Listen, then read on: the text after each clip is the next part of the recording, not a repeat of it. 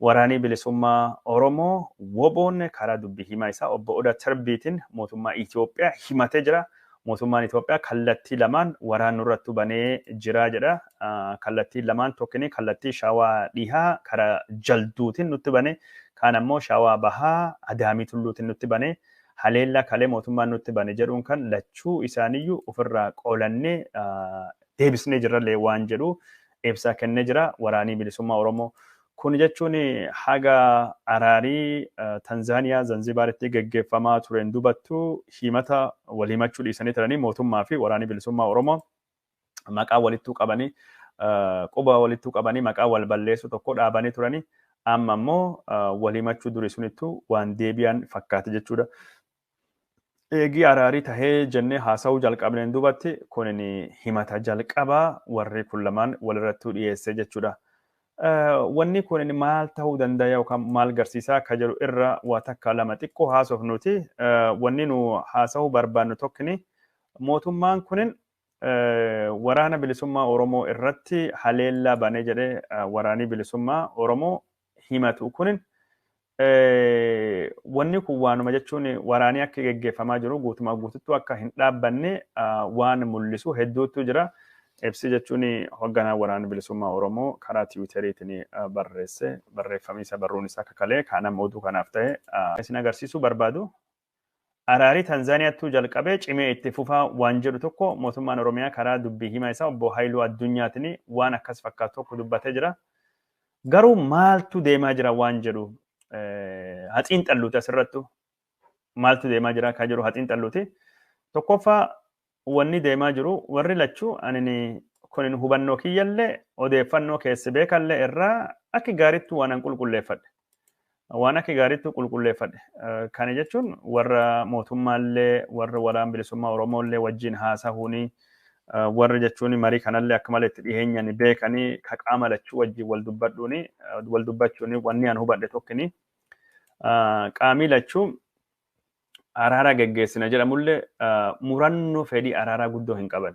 Dhiibamanii itti seenanii dhiibba jirurra kan seenan malee murannoo fedhii araaraa guddoon isaan irratti mul'achaa hin jiranii. Adda addummaa waraana dhiphisuufillee fedhii agarsiisaa hin jiranii.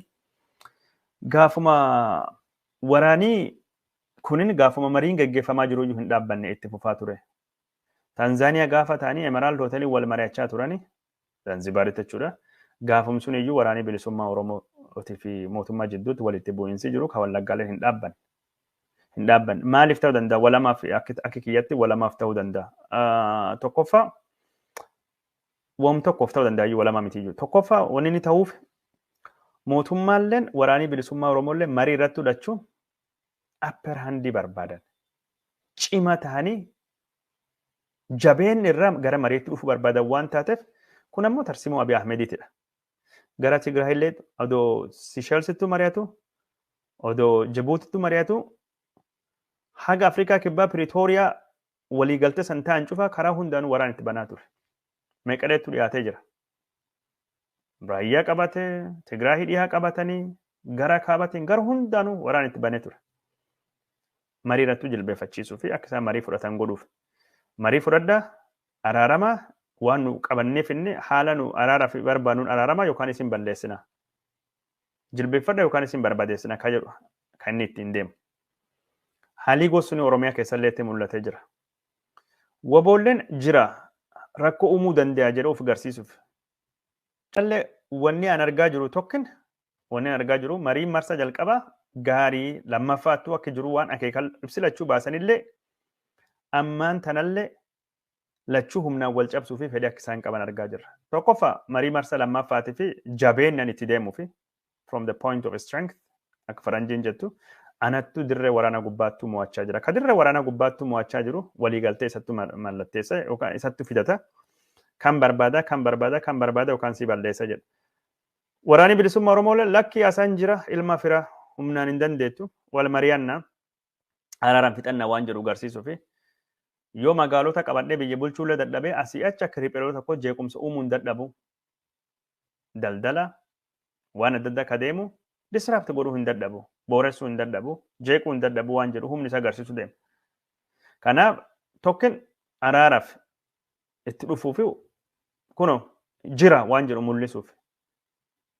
Lammaffaa ammoo gara mariitti wal fiduuf. Waraanni bilisummaa Oromoo mariituu malee nama mo'achuu hin dandeettu waan jedhu agarsiisuuf waan gorsanii gara mariituu qawwee wal fidan Itoophiyaa keessatti marii. Warri Tigraay illee waan qawween dubbatteef Abiy jala owwaate waraanni bilisummaa Oromoo illee waan qawween dubbatteef Abiy jala owwaate.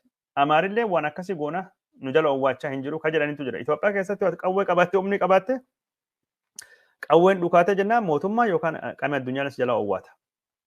Waraanni bilisummaa Oromoo illee kan godhuu barbaada jechuudha. Kanaaf amma wanni amma walii mataan kunin waan gaarii miti jechuudha. Waan gaarii miti. Waan akka malee badaati gara waraanaatti deebi'aa jira jechuudha. Mootummaan Abiy Ahmedii waan waraana kan irraa ibsa mootummaa naannoo Oromiyaa jennuuti addeessa jechuudha.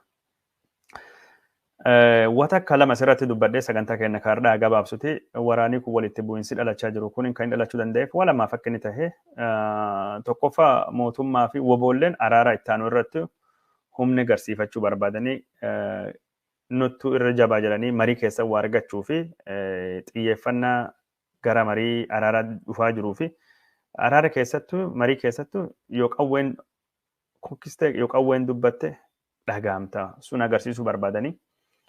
Lammaffaa ammoo wanni shakkeen jiru tokkini kun namni araara ka Tanzaaniyaallee ture irraa kan dhagahettu gama lachuu irra adda addummaa warra akka malee gargari fagoo mootummaallee biyyoota dhihaa irraa gargaarsa dinagdee liqii argachuu fi nagaa buusii haala dure jedham kan dhiyeessuu fi wobo wajjin araara geggeessa malee araaraa fi fedhii gara guutuun gara qulqulluun ittiin jiru gara qulqulluun araarattu hin jiru. Kanaafuu mootummaan wanniidha akka jedhu. Waraanni bilisummaa Oromoo ammoo araaraa fi fedhii qabaa jedhullee qabatamattuu fedhii araaraa karaa nagaatiin rakkoon Oromiyaa akka furattu guddoo hin mul'isne jedhama. Marii kan gubbaatti wanni inni gaafachuu fi dhufe hedduun isaa waan akka malee deebisuu fi yeroo barbaaddu. Wanni gari ammoo yeroollee wajjin waan hin deemne. Kanaafuu araaraa fi akka nam dhufettuu hin qophoofne ajandaalee qabsoo Oromoo ibsuu fi dhufanii waan jedhu waan fakkaatu ka dubbatan. Gabaasa kan durattu isinii dhiyeesse maalii fi araari Tanzaaniyaa kunini akka yaadamettu hin taane ka jedhu waan an gabaase tokko riippoorteriin gaazexaan Itoophiyaa akkuma jiru hin qabatee bahee jira. Araara gubbaatti wal qabatee. Tokkoffaa mootummaan Abiy Ahmedii araaraaf hin dhufne sirriittu. Wanni inni dhufe waan gaafii gaafatame hunda deebii kennuu dhiise araara marsaa duraa jedhamu kan keessattu waan cufa Radwaan ambassador Radwaan Hussein constitutional framework heeran bulaa heera fudhadhaa heera constitutional gaaddisa heeran deemnaa heeran bullaa heeran akkas taanaa kanaafuu waan heeraa fudhattanii hayya heerii maal jedha qawwee hiikkattanii heerii maal jedha mootummaa qofa qawwee qabataa heerii maal jedha monopoly of violence mootummaattu qaba heerii maal jedha yoo barbaadan galmaawaa filannoo irratti hirmaadhaa karaa nagaatiin qabsaawaa heerii maal jedha gaafii Finfinneetii fi gaafii Oromiyaa heerii deebisa jira heerii maal jedha waa hunda heerattu deebisa dhuguma wanni Finfinneellee wanni Oromiyaallee wanni hedduun mirgi sabaa fi sablammii ofiin of bulchuu akka heerattu wanni hedduun heera keessatti tuqamee jira garuu hojiirra oolee jira waan jedhullee dhiisanii heerii odoo jiru heeruu furuu dadhabe extra constitutional waan jedhamu kanattu jira yeroo hedduu warri waraanu warri wal dhabu yeroo hundaayyuu heerii jiru heerii biyyisan keessa jiru qalqala heeraa keessatti rakkoon furachuu eegi dadhabde geengoo heeraa keessatti eegi rakkoon biyyi tokko saaqachuu dadhabde furmaata dhabde gara waraana deeman gara walitti bu'insa deeman araaraa dhufte heera jechuulleen dhugumatti deebii hin deebisu. Haala qabatamaa waan gaafatutu jira. Waan gari concession waan gari amantee fudhatte achi dhufuu qabda.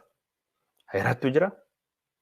Filannoo heeraan gaggeeffanne, heeraan filatamne, mootummaa seera qabeessati, heerattu jira. Qawwee hiikkadhaa, heerat maal ta'a? Filannoo keessatti hirmaadhaa. Garuu warri filannoo keessatti hirmaate maal ta'e?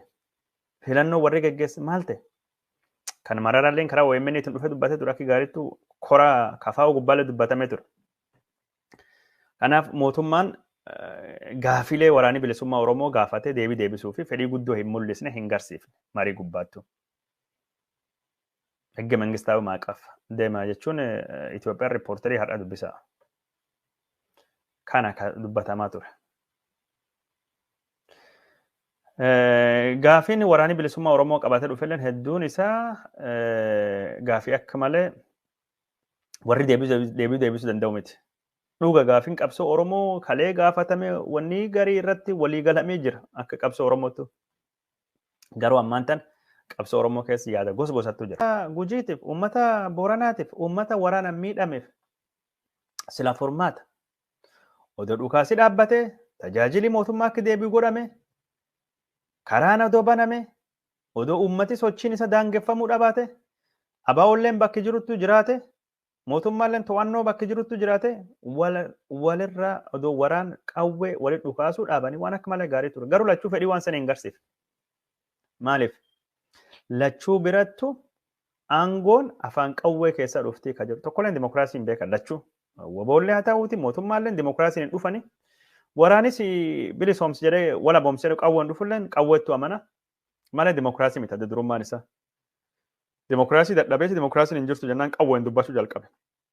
Kanaafuu qawwee callisisuu fedhiin qabu. Mootummaalleen qawween cabsaa jira qawwee callisuu fedhiin qabu. Kanaaf wanni dhukaasa dhaabuu irratti walii hin galin. Mootummaan dhufe bu'uura heeraatiin, qalqala heeraatiin, gaaddisa heeraatiin jedha. Waraanni bilisummaa Oromoo dhufe waan heera jedhu kan ammoo tokkollee hojii irra oolaa hin jiru ni morma. Maal barbaadan? Mootummaa cehumsaati. Mootummaa cehumsaa dhaabbanna. Practically. Beektam mootummaa cehumsaa dhaabbanna. Maaliif jechuun Tigraay keessatti mootummaa cehumsaati walii galanii Abiy Ahmed faati Oromiyaa keessa walii hin galle. Rakkoon kun rakkoo akka malee jabduuti. Waraanni Tigraay illee godhame sababni isaa dhuga dirreen Tigraay haa taatu malee hundeen isaa Oromiyaa keessadha. Tigraay yaadoo waraan kan hin jalqabne of bulchaa waan feetan ka federaala sanii kenna achillee taa'aa jiran hin didan. Maal bakka Abiyyiin jirtu bakka Biltsiginnaan jirtu Shimallis kan fadharraan risoorsii kan dharraawan. Indirectly waraanii Amaaraa keessattu argaa jirru ka Tigraay keessattu argaa jirrulleen risoorsii Oromiyaatiif Oromiyaa irratti wal dhaban. Oromiyaaf sabaaf sablammii irra wal dhaban. Risoorsii Itoophiyaa irra wal dhabanii sun ammoo harki guddaan Oromiyaa fi uummattoota kibbaa keessa jira. Wal dhabee achittuu geggeeffamu kanaaf jechuudha. Kanaaf Tigraay yoo kennee Abiy Ahmed Tigraay daangaa lafaa jirti, qarqara lafaa jirti, uummata xiqqaa qabdi, barbaachisummaa dinagdee maalii hin qabdu ofiin of bulchaa waan feetan ta'aa nu ammoo asii bajetii waan hunda isinii kenna aangoo kiyyatti hin dhufinaadha. Waraanni bilisummaa Oromoo kaammoo mootummaa cehumsaa jedhan kan aangoo harkaa naannoon inni barbaadu kun Abiy Ahmed aangoo harkaa qaba. Shimallis Abdiisaa faatii dinagdee kachachala waan hunda lafallee saamallee jiraatan harkaa qabanii. Kanaaf qabsaawaa jalliqimsa warra harka qabuyyuu ameessi warra kana kan dabarsanii kennu hin barbaadan. Hin barbaadan. Kanaaf wanni jajjabsata. Oromoon waliigaluun salphaadhaa jedhee namni hedduu yaa'uu danda'a. Garuu iliitiin Oromoolleen risoorsii irra wal waraanallee jira. Dhugaa dubbachuuf. Aangoon siyaasaa ka karaa siyaasallee haa ta'uuti karaa qawweelleen ka ta'u risoorsii godhama. Political control. Political control gootammoo risoorsii irratti murteessita, siyaasa irratti murteessita, hawaasummaa irratti murteessita. Oppiidiyoon namaa fi ciisteen bultu bakka Oromiyaa jedhamu kan gatiin dhiistu akka xiqqaattu. More practically ta'ee silaa odoo dhukaasa dhaabuun jalqabame. Jalqabame achi duuba wal amanaa deemane. Akka malee gaarii ture. Odoo more practically frameworkii yeroo nuu kenna. Okay, dhukaasa dhaabna dhukaasa irratti walii galla. Dhukaasa dhaabbatu uummanni tajaajila argatuuti. Haasochiin adeebituuti, barnootii adeebituuti, tajaajili elektirikii, baankii waan mootummaan cufe cuftu wallaggaaf malee adeebituuti. Warri waan kan qoratullee independent investigation hayyamnuuti warra Amaaraa kadhumateef kamaali jedhamu. Hidhamtoonni siyaasaa waraana bilisummaa Oromoo dhiifama hidhamtoonni siyaasaa Oromoo abaa'oo ta'an cuftuun hiikamuuti hidhaa fi reebichi geggeeffamu maqaa siyaasaatiin haa dhaabbatuuti. Warri hidhamee cuftuun gada dhiifamuuti. Booji'amtoota waraanni bilisummaa Oromoo qabate mootummaa deebisna karaa dhaabbata fannoo diimaatiin ka Itoophiyaa cufaa isinillee gadhiisa wal amanaa deemna. olola walirratti hin bannu dubbi barbaade irra dhaabbanna jedhuun deeman akka malee practical. Kaan marii gurguddoo dhimma mootummaa ce'umsaa, dhimma bulchiinsaa, wallaggaa bulchuu qabna, maalii bulchuu qabna jedhanii ka gaafatan more practical wallaggaa bulchina jedhanii kontiroolii bakka hedduutu qaban. Fakkeenyaaf Oromiyaa dhihaa. Wallaggaa qofa hima jettallee namni jedhe loluu dhabamu wallaggaa Oromiyaa dhihaa gara Gujii bakki isaan qabatan jechuu kiyya.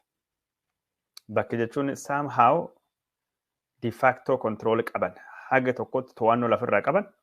Akkuma warri Tigraay illee bulchaa jedhanii odoo warra illee bulchaa jedhanii waan takka. Maali warri bakkan bulchu bakkan keessa mootummaan qawwee sareessa maali waan jedhu san irratti walii gaggalanii dhukaasa dhaabanii yeroo fi kan bulchaa maali waan jedhu odoo godhame waan gaarii ture. Garuu lachuu akkas hin barbaanne. Kanaaf sila dhukaasa dhaabuu irratti walii galanii rakkoo siyaasaa dhimma Finfinnee afaan Oromoo afaan federaalii godhuu filannoo amanamaa geggeessuu aangoo qoodachuu maali waan jedhe kana marii hunda hammatu. Kafaawoo, abaawoo, woboo, biltsiginnaa akka Oromiyaattu odoo waan suniif deemanii akka malee gaarii ture.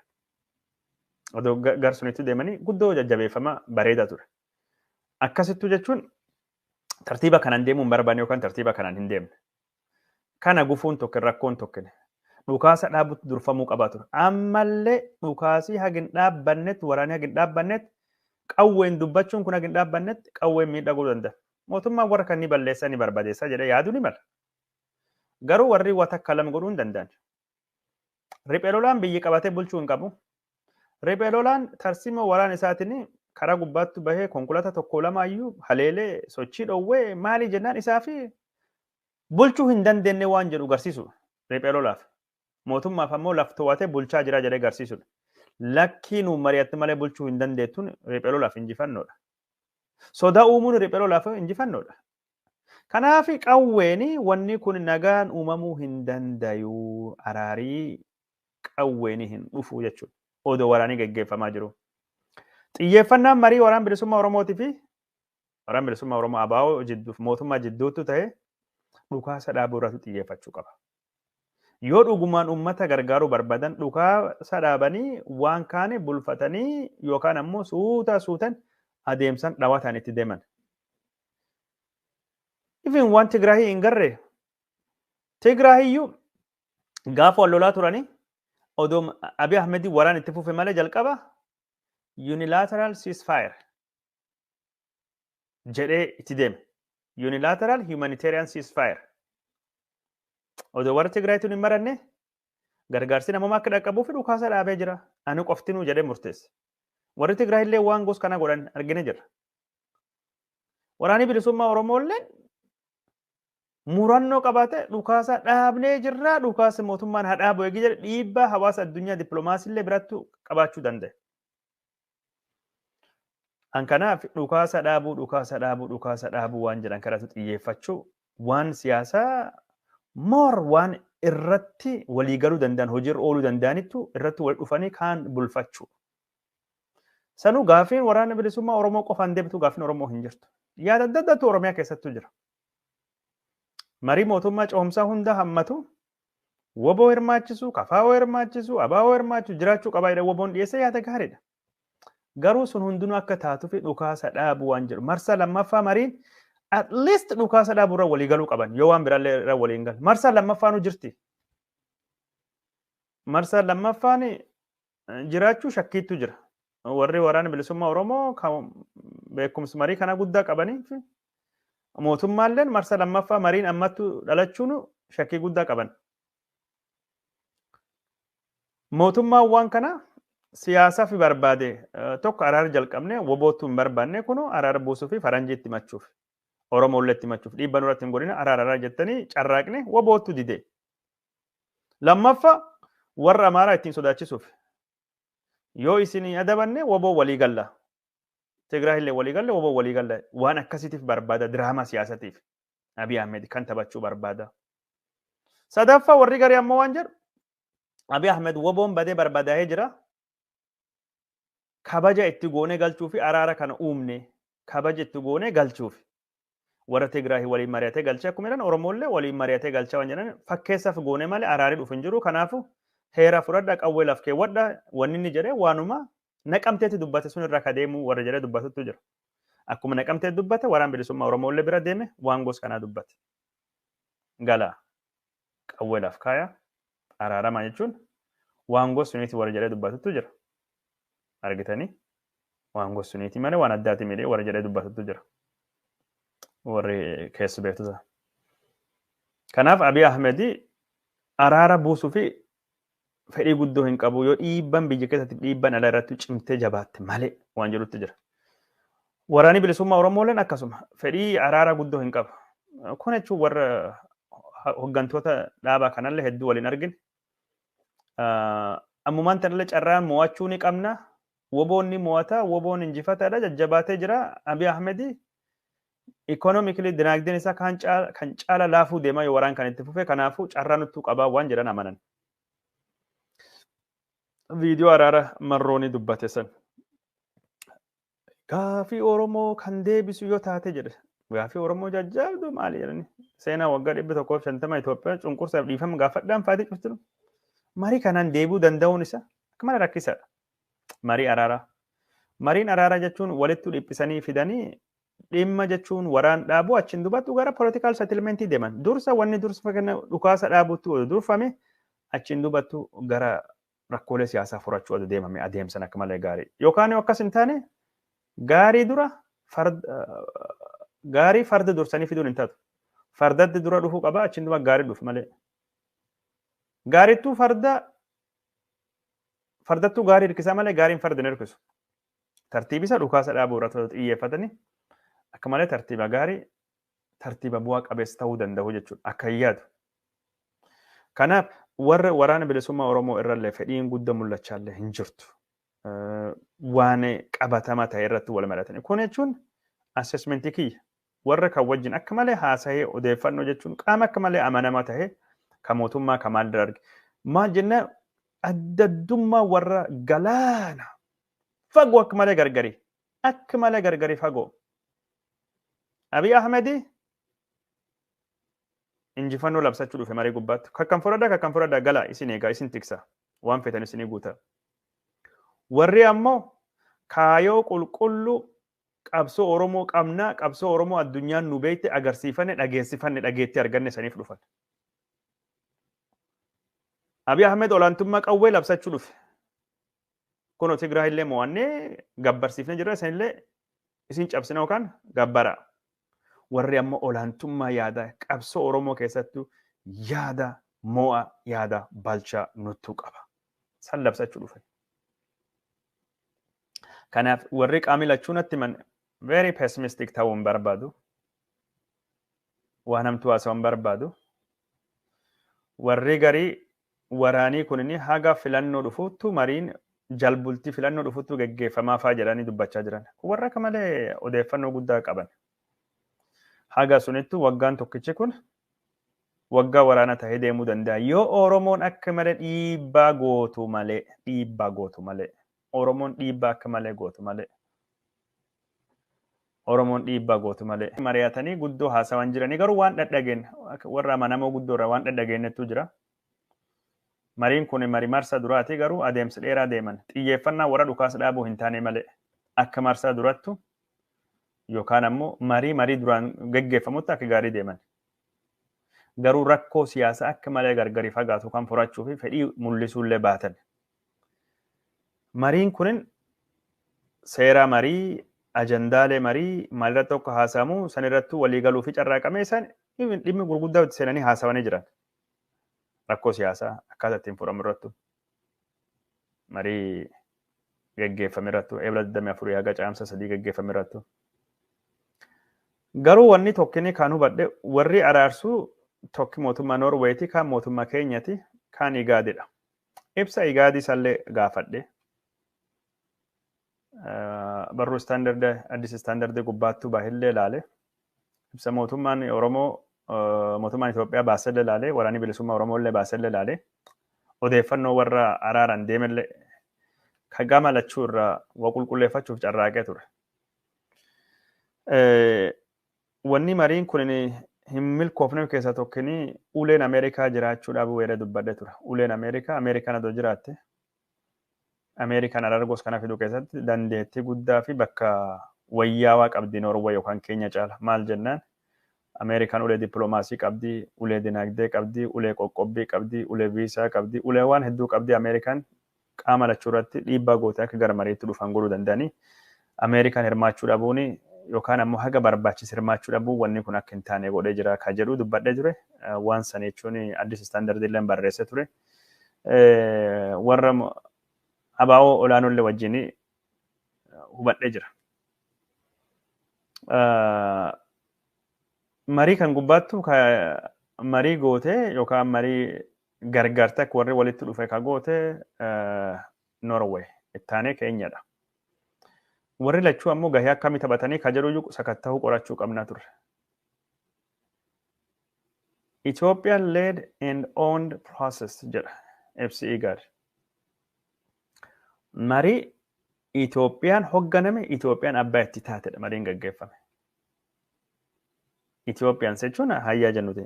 Abaa'ullee akka Itoophiyaatti lakkaane mootummaan akka Itoophiyaatti lakkaane marii warrummaan hooggane marii warrummaan maal abbaa itti ta'e. Isaan lamaantu walaasahee malee qaamii araaraa jidduu warraa keessa seenee gahee guddaa taphate hin jiru. Gaheen mootummaa Norway yookaan Keenyaa warri walumaatti fidudha. Akkan hubadhettu. Sunii ala warrumaatti walitti dhufe walitti haasa'ee ajandaa bocatanii kan irrattu akkas waliigalla kan irratti akkasii waliigaluu dhabuu fi waliigalla jedhanii deeman malee garee warra kaanii hin jiru. Araara keessattuu gahee gosaattuu jira. Araara tokko keessattuu qaamii araarsu tokkini yookaan qaamii walitti dhufe tokkini taajjaba ta'uu ni danda'a. Taa'ee adeemsa araaraa laaluu. Adeemsa araaraa laaluu. Taa'ee dhageeffate. Hordofuu. Monitor godhuu. Observerii ta'uu. Brookerii ta'uu. Negotiaterii ta'uu. Brookerii yoo taatu yaada mootummaa dhageetta, yaada waraana bilisummaa Oromoo dhageetta. Waraana bilisummaa Oromoo yaadii kan kee achi kun fagoo bitaa jira. Mootummaa mirga jirta. Atilleen as kootti, atilleen as siiq, atilleen kootti, asitti walitti kootta, walitti dhufaa jedhee kan sirreessu. Negotiator, broker, kataa jechuun. Jidduu walittuu fide. Jidduu walittuu fide. Negotiator Keenyalleen Norweeyilleen gahee gosuun hin taphanne agaan hubadhetti. Active roolii gos kana hin taphanne. An fakkeenyaa fi marii Afrikaa kibbaa keessattuu geggeeffame gaaddisa gamtaa Afrikaa jalattu ta'e. Olusegun Obasanjootu waan mootummaan Itoophiyaa fide waan Hiwaat fide qabatee walitti jidduu warra deema. Dokumentii Ameerikaan qopheessatti duuba jiru waan garee. Ameerikaan observerii turte. Yookaan monitorii turtaa jennuti. Amma gaheen Ameerikaa monitorii illee observerii illee baay'ee hin garre. Fagoo irraa deeggarsa Norweeyiif kennite malee. Gaheen warra araarsanii yookaan jaarolee araaraa xiqqaachuutti mul'ata. Qaama lachuu warra dhiibuu danda'a. Dhiibbaa yaadaa, dhiibbaa dinagdee, dhiibbaa siyaasaa, dippiloomaasii qaama godhuu danda'a. Kanaaf Ameerikaa fi gamtaan Afrikaa warri biraaleen akka hirmaatu Awurooppaallee bira dhiibbaa godhuun baay'ee barbaachisaadha. Peace negotiatoroonni cimaan akka waan kan ittiin deeman godhamuutu qaba. Yoo kan hin taane jechuun mariin